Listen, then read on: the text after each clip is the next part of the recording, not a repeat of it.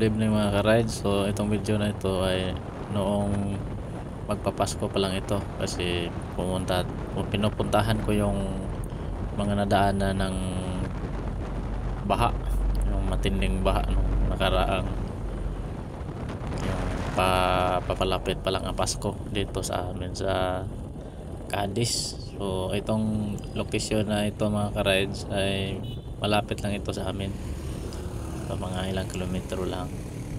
Sinilip ko yung nadaanan ng baha dito, kaso lang hindi ko lang na-videohan yung buo talaga na lahat ng dinadaanan ng baha.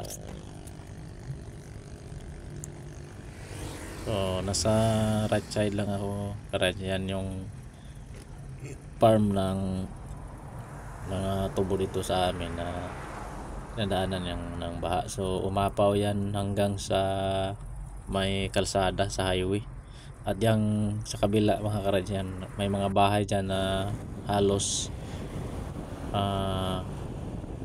nilamo ng baha, halos umaapaw yung baha sa kanilang mga bahay.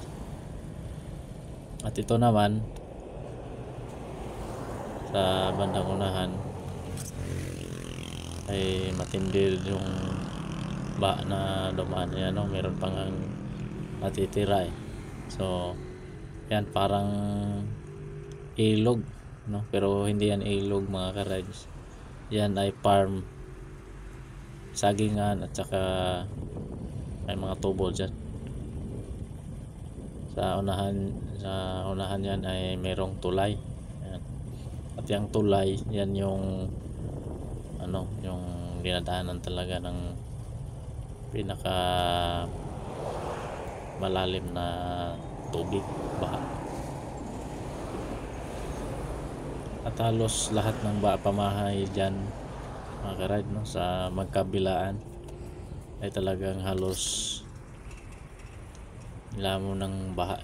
Yung bahay nila halos maapaw yung baha hanggang bubong. Ayan yung sa kabila niyan. So lahat ng kagamitan nila nauubos, hindi nila naisalba.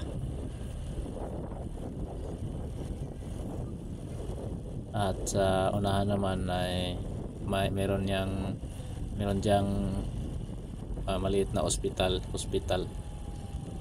Yan, at saka yung gilid niyan daanan rin ng malaking baha. At yung highway na yan mga ka-rides, nung kasagsagan ng baha na yon, kasi gabi yun nangyari, hindi yan madadaanan ng maliliit na mga sasakyan kasi umaapaw yung baha sa daanan at medyo malalim, kaya na-stranded yung mga sasakyan dyan hanggang halos buong gabi.